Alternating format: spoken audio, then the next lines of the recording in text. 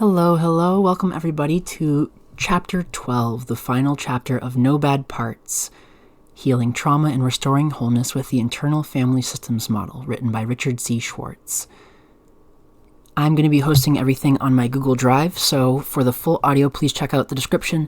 I just am not going to be sticking too much stuff up here because I've been banned once or twice already, and don't want to push my luck and go for a third, and really lose access to YouTube and stuff. So feel free to click on the link in the description and listen to the final chapter, and I will be throwing together, I think, the last chapters of The Road Home after this. It's a Buddhist book that I quite like, and I think is a really good introduction, kind of 101 to the concepts and the things behind a lot of the teachings. So stay tuned for that if you'd like. And I will probably be looking for next steps for hosting stuff in case YouTube or, Google Drive don't work long term.